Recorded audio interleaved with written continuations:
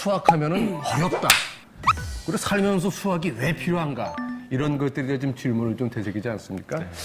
우리 오늘 이 자리에 오신 영희와 철수 분들께 나를 힘들게 했던 수학 공식이 뭐였느냐라고 좀 적어달라고 해가지고 여기다 좀 명찰을 만들어서 지금 이렇게 적고 계신데 그 어려운 공식을 구구단이라고 적어주셨네요. 네, 그렇습니다. 참 안타깝게도 저도 구구단을 적고 나오면서 제 아나운서 이미지에 타격이 좀 생길 것 같아서 많이 걱정을 했는데요. 사실 우리가 이제 공부를 하면서 제일 먼저 처음으로 접하게 되는 공식이라고 할 수 있는 게 이제 구구단일 것 같아요. 근데 그냥 무작정 엄마가 책받침 뒤에 늘 구구단이 이렇게 적혀 있었잖아요. 그걸 주시고 30분 동안 외워서 앉혀놓고 시작? 그러면 3단까지는 어떻게 하겠는데 4단부터 탁 막히더라고요. 그게 어떻게 보면 수학에서 만났던 첫 번째 고개를 진짜 쉽지 않게 넘었던 그런 기억이 있습니다. 정말 악몽 같은 기억이었죠. 네. 조숙하셨네요. 보통 저 나이 때는 그냥 뭐 이게 인생인가 보다. 다들 이렇게 어렵다고 하세요. 이 난제를 어떻게 보십니까? 네. 문제가 어려울수록 더 풀고 싶은 욕구가 생기는 건데요. 이걸 어떻게든지 해결하고 가겠다. 지금 아주 투지가 넘쳐납니다. 알겠습니다. 그러면 오늘 박 선생님께서 소개해드릴 강의의 주제는 어떤 겁니까? 우리가 보지 못했던, 알지 못했던 수학의 즐거움이라는 주제인데요. 아까 오늘 역사 강의인 줄 알고 왔다는 말씀도 하셔서 역사 얘기도 잠깐 하고 그래서 우리가 수학이라는 게 어쩌다 여기까지 현재의 모습으로 왔는지를 한번 이해하게 되면 아마 조금은 좀 다른 생각을 하실 수 있을 겁니다. 이분 혹시 아시나요? 모르셨어요? 백의의 천사입니다. 나이팅게일입니다. 네. 제가 절대 수학 공식 물어보지 않았거든요. 네. 여러분 그 시인 롱펠로우 그분의 시 산타 필로메나의 그 구절 중에 램프를 든 여인이라는 표현이 있습니다. 전쟁터에서 모든 사람이 잠들어 있는 시간에 홀로 램프를 들고 환자들을 돌보는 바로 이분을 표현하는 것이죠. 근데 우리가 그래서 나이팅게일이라는 사람은 적어도 얼굴은 본 적이 별로 없지만 그 이름은 다 압니다. 백의의 천사, 헌신의 대명사죠. 그런데 이분이 전쟁터에 갔는데요. 그 전쟁이 크림 전쟁입니다. 여기에 영국군이 한 20만 명 이상이 참전했습니다. 연합군이 총 100만 명이 양쪽에서 참전했고요. 그중에 30만 명이 죽었습니다. 그러니까 아주 큰 전쟁이죠. 지금의 기준으로 봐서 100만 명이 참전해서 30만 명이 죽은 전쟁인데 여기에 이제 간호사로 참전했죠.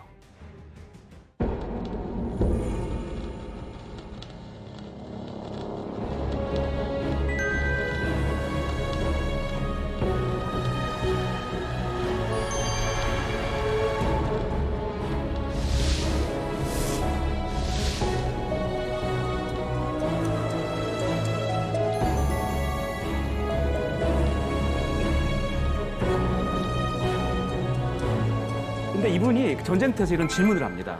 왜 이 수많은 젊은이 죽어야 되지? 근데 여러분 언뜻 생각해보면 바보 같은 질문 아니에요? 총 맞고 칼 맞아 죽는데 어쩌라고? 안 죽으려면 전쟁을 하지 말든지. 쓸데없는 질문이에요. 해도 답이 안 나오는 질문. 그래서 실제로 그 전쟁터에서 상관들 중에는 나이팅게일을 굉장히 못마땅해 하는 사람들이 많았습니다. 그 시간에 환자 한 명 더 봐라. 이런 쓸데없는 질문 하지 말고. 그랬는데 이분이 질문하는 데서 그쳤으면 나이팅게일이 안 됐을 텐데 그거에 답을 하려고 구체적인 액션을 했습니다. 이분이 가진 무기는 어릴 때부터 수학 천재였어요. 나이팅게일. 이게 사람들이 잘 몰라요. 그런데 수학자의 길을 가지는 않았거든요. 그 간호사가 됐어요. 죽는 사람들 살려내겠다고. 그런데 여기서 왜 죽는지를 분석을 시작했어요. 그래서 온갖 데이터를 모읍니다. 그래서 이 사람이 분석 결과가 이겁니다. 총 죽은 사람들 중에 진짜 총 맞고 칼 맞아 죽은 사람은 얼마 안 되더라. 대부분은 감기 걸려가지고 병원 가가지고 며칠 있는 사이에 탁한 공기와 뭐 더러운 물과 뭐 이래갖고는 병에 걸려서 죽었다. 엉뚱하게 안 죽어도 되는 사람들이 죽어나가고 있다라는 거를 통계로 밝힙니다. 근데 이 통계들은 이전에도 있던 통계들이거든요. 그러니까 결국은 뭐냐면 요즘 빅데이터 시대인데요. 데이터들은 널려 있어요. 근데 그 데이터들은 방대한 숫자들의 모임에 불과하거든요. 그것들의 의미를 꺼내고 그것들로부터 액션 플랜을 만들어내는 거. 이제 그게 선각자죠. 정확히 이 사람이 그랬어요. 그리고 이 사람은 분석에 그치지 않고 그거를 사람들과 소통하는 능력이 있었어요. 자기가 아까 분석한 거 있잖아요. 그거를 시각적으로 딱 표현을 해서 보통 사람이 이해할 수 있는 방식으로 표현을 하는 재능이 있었어요. 여러분 이런 표 혹시 어디서 많이 본 것 같지 않아요? 혹시 뭐 뉴스 같은 데서 요즘? 그런 거 많이 보셨죠? 보통 파이 차트라고 합니다. 이게 파이 차트의 시작입니다. 나이팅게일이 이런 거 하시는 거 몰랐죠? 네. 이렇게 분석을 하고 보통 사람이 이해할 수 있게 표현한 다음에 그걸 가지고 크림 주둔군 사령관에게 보냅니다. 사령관한테 죽지 않아도 된 젊은이 죽어나가고 있다.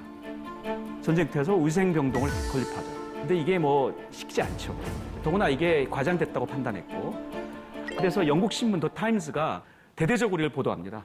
완전히 사회 이슈가 됩니다. 뭐 여론이 뭐 들끓고. 그래서 결국은 그 당시 빅토리아 여왕을 직접 면담합니다. 나이팅게일이. 그러고 나서 당장 액션이 필요하니까 위생병동을 제대로 건립할 수는 없잖아요, 전쟁터에. 그래서 조립식 위생병동을 만들어 전쟁터로 보냅니다. 그랬더니 이게 된 거예요. 사망률이 42%였어요, 당시에. 그 야전병원 사망률이. 그 2%를 줍니다. 이게 어느 정도냐면 1000명이 병원에 들어가면 그중에서 420명이 죽었어요. 이게 되고 나서 20명이 죽어요. 그러니까 1000명 중에 죽어야 될 400명이 사는 겁니다. 이 정도 되면 이건 전쟁터에 보낸 부모들에게는 이건 기적이죠. 그러니까 변화를 만들어내는 건 헌신의 정신이 중요하죠. 헌신의 정신을 가진 사람들은 많았을 텐데 그중에서 헌신의 정신만으로 안 되더라.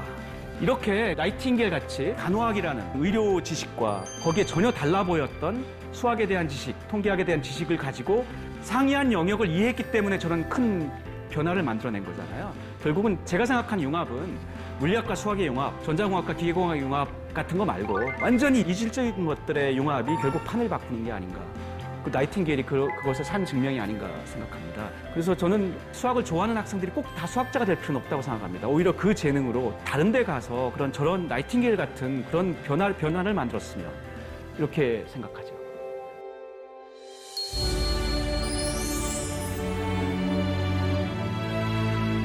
어릴 때부터 수학 천재였어요, 나이팅게일이.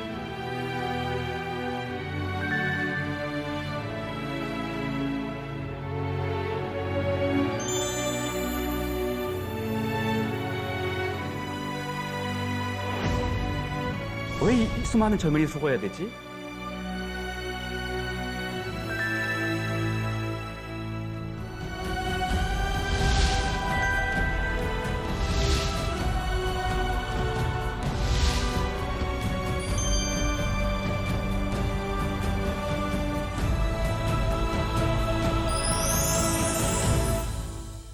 현생 인류, 지금의 인류가 그 호모사피엔스입니다. 이게 한 10만 년 전에 출현했다고 그러거든요. 그러고 나서 문자가 발명된 건 얼마 안 됐어요. 이제 BC 5,000년 정도 잡아요. 그 사이에는 문자가 없었어요. 그러니까 문자가 발명된 뒤에는 기록이 있잖아요. 그러니까 기록이 있는 역사 시대라고 합니다. 근데 그 언어가 발명된 게 한 BC 7만 년, 8만 년 잡아요. 그러고 나서 숫자가 발명된 게 한 BC 한 3만 년 잡거든요. 수학이 나온 건 문자 나온 것보다 훨씬 오래됐습니다. 그래서 제가 자신 있게 말할 수 있는 건 수학이 문학보다 훨씬 오래됐다. 분명합니다. 저기 지중해인데요. 저쪽에서 세 개의 문명이 발전했습니다. 시기적으로는 고대 이집트 문명과 고대 바빌로니아 문명 또는 메소포타미아 문명이라고 하죠. 지금의 이라크 근처죠. 한참 뒤에 이제 고대 그리스 문명이에요. 근데 수학이 이 세 문명에서도 다 발전했거든요. 근데 색깔이 달라요. 메소포타미아 문명 그리고 이집트 문명은 아주 실용적인 수학. 처음에 수학에 왜 출현할 때는 먹고 살기 위해서 인류 생존을 위해서 출현했다고 그랬잖아요. 똑같아요. 먹고 살기 위해서 수학이 발전했습니다. 그게 한 BC 한 3,000년에서 1,000년 뭐 이 정도 기간인데 바빌로니아가 어디였죠? 이라크, 지금의 이라크 근처.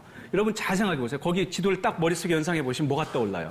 위로 올라가서 이렇게 가면은 유럽이고 아래로 내려가서 이렇게 가면은 아프리카고 오른쪽으로 가면 아시아잖아요. 3개 대륙이 당연히 국제교역이 활발했습니다. 그러니까 바빌로니아 하면은 상인이 생각나야 되고 그 실제로 영화들도 거길 기술하는 영화 중에는 아주 상인 장사꾼 이런 게 나오는 영화들이 많습니다. 그러니까 당연히 뭐 물물 교환을 위한 수학 뭐 이런 것들 상거래 수학이 발전했습니다. 결국은 어떤 문명의 필요에 의해서 먹고 살려고 수학이 발전한 거예요, 초기에는. 그 다음에 또 가보면 이집트로 가죠.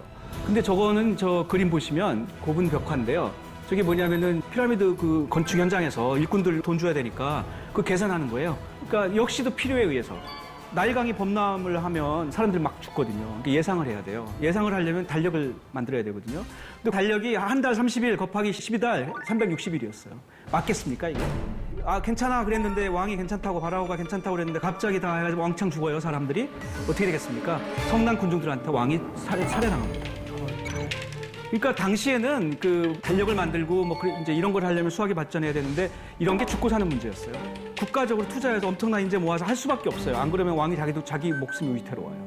근데 초기에는 아까 1년을 360일로 봤으니 당연히 틀릴 수밖에 없어요. 근데 이제 뭐 거기도 왕이 살아남아야 되니까 열심히 해가지고 365일이라고 이제 알게 됐어요. 1년이 365일입니까? 네. 1년은 365일 더하기 한 6시간쯤 됩니다. 한 6시간쯤 됩니다. 그래가지고 4년에 한 번씩 그 고치려고 윤년을 두는 거죠. 하루를 더 해야 되니까 4년에 한 번씩. 6시간 곱하기 4가 24시간입니다. 그래서 윤년이 있는 건데 고대 이집트에서 그거 몰랐어요. 그러니까 잘 맞춰가지고 나일간 범람도 맞추고 이렇게 했는데 몇 년 지나다가 또 틀어져. 또 한 번 그냥 뭐 못 맞추면 또 거기서 사단이 나고 이제 이렇게 되는 거예요. 그랬는데 그 달력이 고대 이제 이집트를 지나서 고대 그리스로 와가지고 알렉산드리아 시대 때 결국은 그 지금의 365일 더하기 6시간짜리 달력이 나오거든요. 그러니까 정말 그 긴 시간이 필요했고요. 조선에서도 그 달력이 나왔습니다. 그게 이제 세종대왕이에요. 이분이 당대 최고의 달력을 만들었는데요. 세종대왕만큼 현장 정치를 중요하게 생각한 분이 없대요. 툭하면 어디 가가지고 농민들 얘기도 듣고 그랬던 분이거든요. 근데 그러니까 이게 영 달력이 안 맞고 벽시 뿌리고 농사 져야 되는데 영 안 맞는다 절기가 이제 이런 불평을 듣는 거죠. 그래가지고는 명을 내립니다. 우리나라 이런 거에 맞는 의도에 맞는 이제 지도를 만들으라고. 그래서 나온 겁니다. 당시 이순지 같은 사람이 정말 당대 학자였는데 저분이 결국은 이걸 만들어내거든요. 칠정산, 내편, 외편을 만들어내는데 현대 달력이 하고 거의 차이가 없어요. 당시 저걸 어떻게 한 거냐면 고대 그리스에서 에라토스테네스가 결국은 이 알렉산드리아 시대에서 달력을 만들었거든요. 그 달력 만드는 법, 그게 결국은 천체를 관측하고 뭐 이래 가지고 만드는 건데 그거를 나중에 알렉산드리아가 망해요. AD 한 6세기 정도에. 그걸 아랍 문명이 와서 다 불살라 버리거든요. 알렉산드리아를. 그러고 나서 이제 당시 책이나 이런 것들을 다 가져가서 이제 자기네 말로 번역해요. 알렉산드리아 역법을 중국을 통해서 한국으로 받은 거예요. 그냥 결과를 받은 게 아니라 그 역법을 공부해가지고 어떻게 하는 거구나. 그래서 천체를 관측하고 한국의 의도에 맞는 거를 결국 만들어낸 건데 그게 저렇게 정확했어요. 당시에 그 자체적으로 저 정도 정확도의 달력을 만들어낸 문명은 아라비아 문명과 중국과 조선밖에 없었다고 합니다. 유럽에서 아직 저 정도의 정확도의 달력을 만들어내지 못했던 시절이죠. 그러니까 참 세종대왕이라는 분이 참 대단한 분이에요. 여러 가지로. 저게 만드는데 10년 걸렸다고 합니다. 저 학자들이 붙어서. 어떻게 하면 이렇게 수학의 우아함과 아름다움을 아이들이 좀 더 어렸을 때부터 배울 수 있게 할 수 있는지 그 방법을 좀 알고 싶습니다. 제가 사실은 그 필드상 수상자들 개인적으로 좀 압니다. 그분들한테도 비슷한 질문을 한 적이 있어요. 당신들은 어렸을 적에 남들하고 다르게 했던 게 뭐가 있느냐, 뭐 이런 걸 물어봤는데 그 중에 한 분이 그런 얘기를 했는데요. 자기 어머님이 수학자셨대요. 그분은 필드상을 받은 분인데요. 근데 이분이 어렸을 적에 엄마가 꼭 슈퍼마켓 같은 데 갈 때 자기를 데려갔대요. 어머님은 이제 이것저것 사러 다니시는 동안에 여기 앉아가지고 여기 있는 오렌지 몇백 개 쌓여있는데 지금부터 하나씩 세봐. 이런 걸 했다는 거예요. 엄마 한 바퀴 돌아올 때까지. 그 다음에 주르륵 쏟아지지 않고 가장 안정되게 하려면 무슨 모양으로 쌓아야 되는지 다음번엔 그거 숙제. 뭐 이런 걸 했다고 그래요. 그래서 거기서 해가지고 결국은 그게 이제 그 스피어 패킹이라고 하는 이런 구를 채우는 그런 수학 이론을 본인이 스스로 결국은 나중에 터득합니다. 이게 대학이나 대학원에서 하는 아주 어려운 수학이거든요. 그래서 일상생활 속에서 아이들이 하여간 세는 것과 구조와 이런 것들에 친숙하게 하는 건 참 좋은 것 같습니다. 근데 여러분 한국에도 이런 난제를 푸는 그런 수학자들이 있었습니다. 진짜? 네. 혹시 이리막 교수님 성함 들어보신 적 별로 없으시죠? 이분은 경성제대에서 이제 공부를 하셨어요. 당시 이제 학사학위였죠. 그러고 나서 일제강점기에서 우리가 이제 해방을 맞았습니다. 그 대학이 생겼는데 박사학위 있는 사람이 교수가 될 수는 불가능했고요, 당시에는. 그러니까 이제 학사학위도 당시에 강의를 하셨습니다. 그래서 한국 초기의 그 수학 성각자들이 다 이분한테 배웠는데 이분이 1947년에 남대문 시장에 고서점을 갔다가 수학 잡지를 보다가 거기 보니까 막스 존이라는 사람이 어떤 논문을 쓴 거예요. 그러고 나서 뒤에 이건 모르겠다 하면서 문제 하나를 내요. 어려운 문제를. 그건 이제 못 풀고 있었죠. 근데 이분이 그거 보고 거기서 앉은 자리에서 푼 거예요. 그냥 풀어서 기뻐서 막스존한테 알려주고 싶어서 그걸 편지를 보내요. 존한테. 근데 이 존이라는 분이 전 참 존경할 만한 분인 게요. 정말 그 어디 조그만 나라에 그 왔잖아요. 식민지 그냥 계속 지내다가 이제 막 이제 독립한 나라에서 또 수학 교육도 제대로 안 받은 애가 영어도 뭐 제대로 썼겠어요? 그래서 그거를 자기가 다시 제대로 영어로 고쳐서 쓴 다음에 같은 학술지에다가 이리막 이름으로 투고를.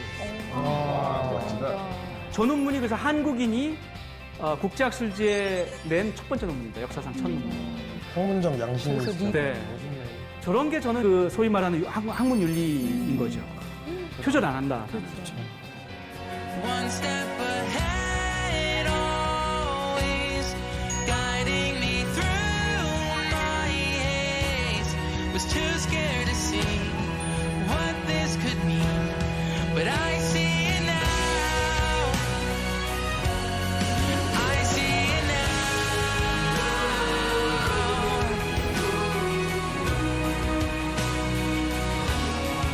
I see it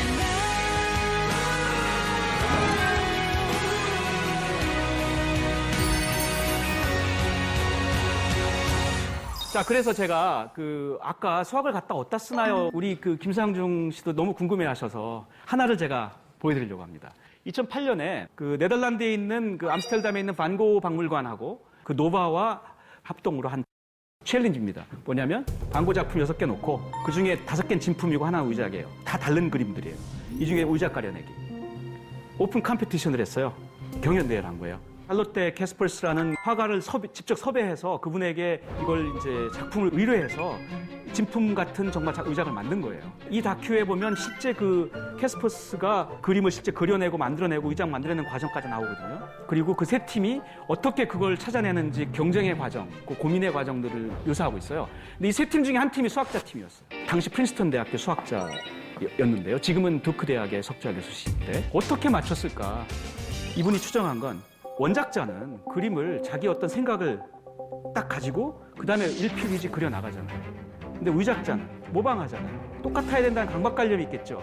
그러니까 눈에 보이지 않지만 어딘가에 주저함이 있을 것이다. 그 주저함을 정량화해서 수학적으로 표현하면 된다. 이미지 프로세싱을 하는 거네요. 비슷한 거죠. 네. 그래서 어떻게 했냐면 그림이잖아요. 그림에서 윤곽만 일단 뽑아내요. 윤곽만 그려. 큰 윤곽만 그리고 나머지 그걸 뺀 나머지 세부 정보를 따로 그려요.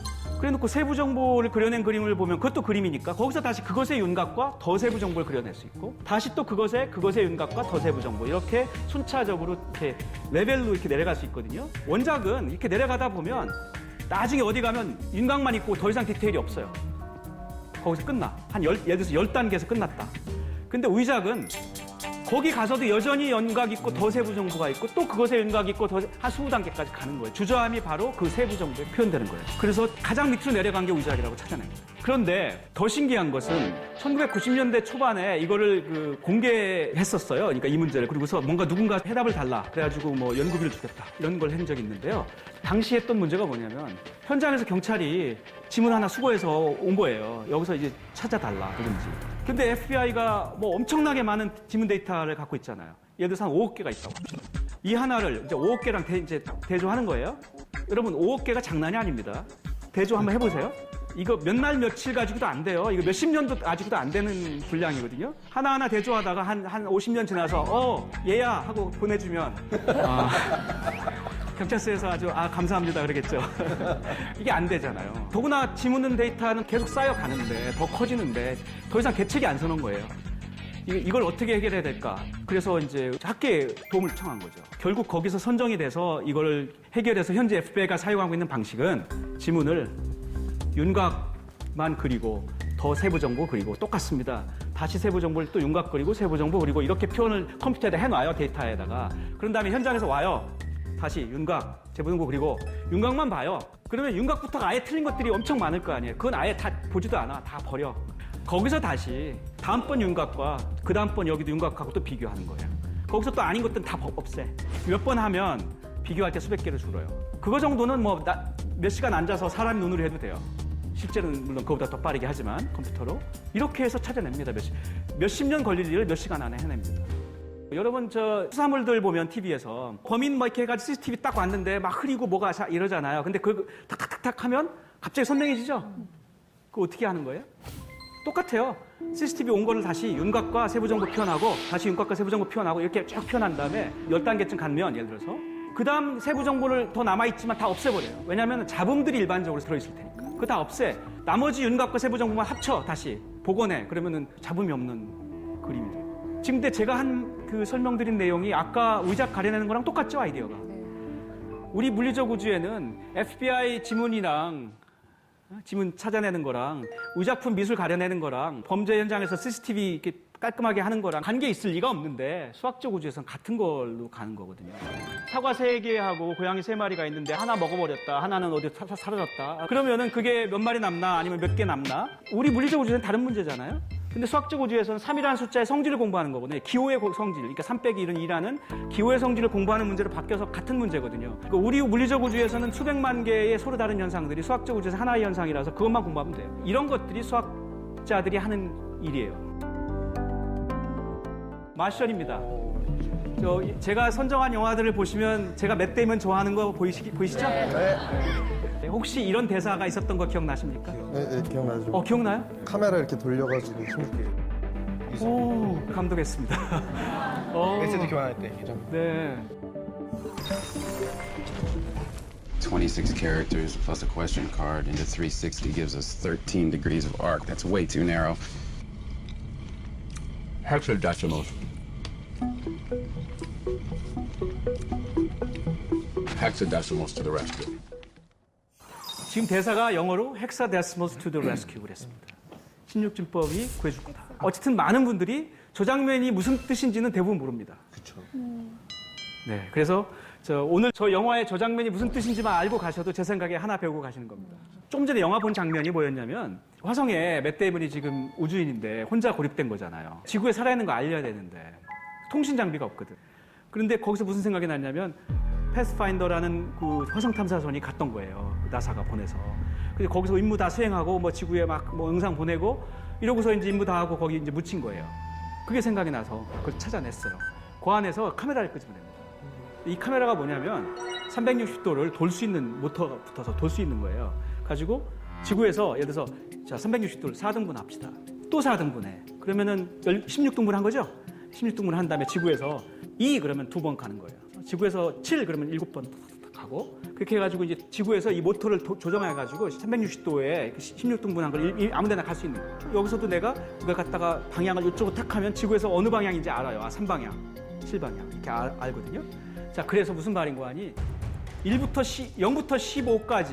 15까지 16개의 숫자를 오고 가고 보낼 수가 있는 거예요. 숫자가 교환이 가능해진 거예요.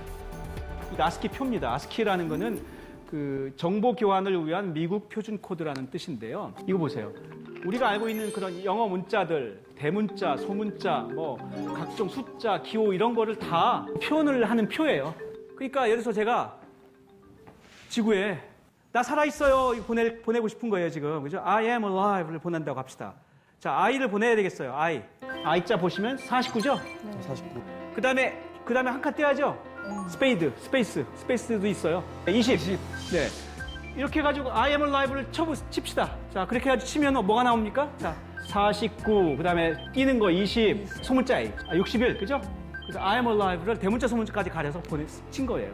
거기서 급하니까 그냥 다 대문자로 보내도 되겠죠? 16진법은 0, 1, 2, 3, 4, 5, 6, 7, 8, 9, 10 대신에 A, 11 대신에 B, C, D, E, F까지 해가지고 15개를 쓰는 숫자예요. 그래서 16법으로 저걸 갖다 표현한 거예요. 그래서 소통은 수혜교환입니다. 지난 2년 동안 세계 핸드폰으로 오고 간 그 데이터의 총량이 그 이전 인류 문명이 2000년 동안 축적한 데이터의 총량과 맞먹습니다. 의미 있는 데이터도 있고 의미 없는 데이터도 있고 예를 들어서 아까 그 나이팅게일이 전쟁에서 모았던 그런 환자 데이터도 있고 집에서 내가 전기를 매일 쓰면 전기가 시시각각으로 쓰잖아요. 뭐 전기를 이렇게 쓰고 뭐 어느 시간에는 잠자니까 안 쓰고 뭐 이렇게 이런 것도 다 데이터. 요즘 이런 것도 다 모으거든요. 근데 대신에 또 그걸 가지고 부가 서비스도 합니다. 요즘 벤처 회사들이 그런 거 실제 해요.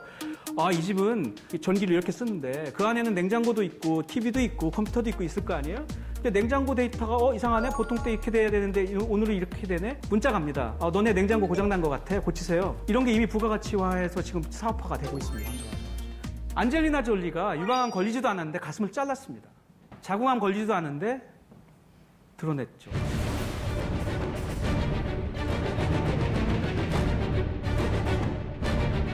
그리고서 뉴욕타임즈에 기고문을 보냅니다. 자기가 어떤 일들이 있었고 자기 집안의 가족력, 어머니와 이모가 다 난소암과 유방암이 있었고 뭐 이런 것들, 그다음에 그 자기가 여러 가지 그 확률적인 그런 계산 의사들과의 통해서 얼마 이상을 넘었다고 생각하고 뭐 이제 결국은 결정을 한 거거든요. 그리고 그 기사의 마지막에 그렇게 씁니다. Knowledge is power. 이게 마지막 문장이에요. 지식이 힘입니다. 그 뒤에 이 분야가 굉장히 발전했어요. 실제로 저 어떤 수학자 중에 스탠포드 대학의 수학 교수였던 구나 칼슨이라는 분이 이런 것들을 체계화하는 회사를 만들었어요. 벤처 회사를. 그게 아야스디라는 회사인데 그동안 유방암 걸렸던 환자 데이터들을 다 모아요. 빅데이터. 생체 데이터. 그 사람들은 뭐 혈압이 얼마였고 뭐 등등 이런 걸 다 모읍니다. 그런 다음에 제 거를 생체 데이터를 잽니다. 그런 다음에 그분들 그 환자 데이터하고 비교합니다. 내가 정말 상당히 가까운가, 유사성. 그걸 수학적 방식으로 하는 거죠. 그래서 그 유사성이 얼마 이상 되면 무슨 암이 걸린 것 같다라고 판단할 수 있어요. 그래서 빅데이터 시대라는 게 그냥 소프트웨어 프로그램 잘 짜면 되는 게 아니고 어떻게 유사성을 내가 가까운지 안 가까운지 어떻게 결정할 건가를 정하는 게 중요하거든요. 그러니까 시대가 정말 많이 바뀐 거죠. 근데 올해 초에 이제 다보스 포럼이라는 곳에서 미래 일자리 보고서가 나왔는데 여기에서 말하기는 20년 내에 우리 현재 일자리 반 정도가 로봇으로 대체될 거다. 이번에 보니 뭐 알파고를 보니 진짜 그러겠네. 그래서 많은 사람들이 생각하거든요. 그럼 사람은 뭐 하지? 지금도 우리 실업률 너무 높은데 우리나라? 특히 청년 일자리 문제는 정말 심각하잖아요. 근데 이러면 어떡해? 항상 방향이 안 잡힐 때는 우리가 역사로 돌아가 봐야 되거든요. 이전에 어떤 일이 있었나? 이전에 3번의 산업혁명이 있었다고들 합니다. 근데 처음 거는 증기기관 나왔을 때요. 갑자기 이제 동력이 생긴 거예요. 그러니까 당시에 일자리를 많이 사람들이 잃었죠. 하지만 공장이 생겼고 훨씬 더 많이 고용하기 시작했거든요. 잃어버린 것보다 훨씬 많은 일자리가 창출됐습니다. 그 다음에 전기가 생겼어요. 전기가 드디어 가정까지 다 들어가고 그래가지고 대량 생산을 하게 되고 그 과정에서 또 이전에 또 많은 일자리도 없어졌습니다. 근데 반면에 더 많은 일자리가 역시 생겼죠. 하지만 역시 이 당시에는 저항이 상당히 컸었습니다. 일자리 잃어버린 실업자들이 많이 생겼기 때문에 사회적인 문제가 컸고 결국은 그런 것들이 상당한 시간을 거치면서 오히려 더 많은 부가가치가 생긴다는 걸 알게 되고 나서야 해결됐거든요. 근데 이제 4차 산업이 저거거든요. 이제는 로봇과 인공지능이 이제 다 바꿀 거라는 건데 매번마다 항상 없어지는 일자리보다 생기는 일자리가 많았었어요. 그러면 이번에도 비슷하다는 거구나. 지금 당장은 우리가 인공지능 때문에 힘들겠지만 더 많이 생기겠네. 였으면 좋겠는데. 역사상 처음으로 이번에는 다를 거다. 이번에는 없어지는 게 더 많을 거다라는 게 현재 추산입니다. 근데 거기서도 결국은 얘기를 하고 있어요. 이제 많이 없어지고 덜 생기는데 생기는 것 중에 3위가 컴퓨터 및 수학 관련으로 돼 있어요. 왜 그런 거 하니 결국은 이 방대한 데이터들이 창출된 데이터들의 의미를 읽어내고 일반인에게 그걸 이해 못하는 전문가가 아닌 사람들에게 알려주는 소통하는 그 능력이 앞으로 일자리의 중요 소양이 될 것이다라는 게 이 보고서의 결론입니다. 왜 수학을 포기한다는 게 뭡니까? 이게 도대체 공식 맨날 오늘 다 여러분들이 말씀하셨잖아요. 공식 외우는 거 싫고. 근데 이분이 그랬어요. 수학의 본질은 자유로움이라고. 그러니까 재료를 버무리는 거라는 거죠. 근데 이제 우리 교육에서 이게 지금 구현되고 있지 않죠? 현장에서는 어떻습니까? 아니 도대체 그냥 반복해서 그냥 문제만 풀려는 건 뭐야? 아까 우리 기승현 아나운서께서 여러 번 말씀하셨는데 이거 왜 배워야 되는지 안 가르쳐줘서 너무 싫었다고 그러셨잖아요. 그냥 배워라 이거. 그죠? 저 얘기잖아요. 그죠? 현장에서는 이렇거든요. 칸토르는 수학의 본질은 자유로움이다. 생각의 방식을 배우는 것이다고 그랬는데 현장에서 이런 말하고 있거든요. 수포자 문제 나올 때마다 항상 나오는 얘기가 아이들이 너무 어려운 걸 많이 배워서 생기는 문제다. 그러니까 애들이 지치니까 당연히 포기하지라고 하는데 이게 문제는요. 30년 전에는 지금보다 더 가르쳤단 말이에요. 그 사이에 많이 교과 과정 개편하면서 많이 줄었거든요. 근데 옛날에는 수포자에게 말로 없었거든요. 저는 그 양의 문제는 아닌 것 같습니다. 가르치는 양의 문제. 게다가 문제는 양은 줄었는데 다시 말하면 가르치고 배우는 게 뻔해졌는데 그럼 뭐 합니까? 반복. 옛날에 10번 반복하는 거 요즘 20번 반복해요. 그러니까 다시 말하면 양이 준 대신에 뻔한 내용을 더 많이 반복하게, 실수 안 하기. 경쟁의 내용이 바뀌는 거예요. 옛날에는 새로운 걸 배워야 되니까 배우는데 주로 많은 에너지가 썼다면 지금은 반복해서 실수 안 하는 거에 더 많은 에너지를 써요. 그래서 단순 반복 학습이 가중되고 작은 실수도 치명적입니다. 문제 하나 틀리면 2등급으로 주르르 내려가요. 애들이 실수를 두려워해요. 이거 진짜 처음부터 공식 안 쓰고 자 지금부터 하나씩 한번 유도해봐. 사치죠. 그러다 실수하면 어떡하려고? 제가 수학자로서 이런 말씀을 드리는 이유는 결국 수학은 생각의 힘을 키우는 그런 학문이고 역사적으로 그래왔고 그것이 이제 우리 입시라는 게 여러 가지 복잡한 그런 시스템 하에서 지금 굉장히 왜곡돼 있다라는 거고요. 더구나 21세기에 이제는 지식의 시대를 벗어나야 되는 시대에 더구나 이 많은 데이터들에서 나오는 이 시대에 지금이라도 늦지 않았으면 교육의 초점을 다시 여기로 가자는 거죠. 그래서 저는 나이팅게일로 오늘 강연을 시작했습니다. 그리고 나이팅게일로 끝맺고 싶습니다. 저는 나이팅게일이 그 생각의 힘을 또는 그 데이터를 해석하는 능력이 만들어낼 수 있는 변화의 정도를 저는 보여줬다고 생각합니다. 그게 벌써 한 150년이 넘었습니다. 근데 이제 알파고 시대라고 하는데 나이팅게일의 바로 그 리더십과 방식이 지금 시절에 바로 꼭 필요한 게 아닌가 뭐 그런 생각을 했습니다.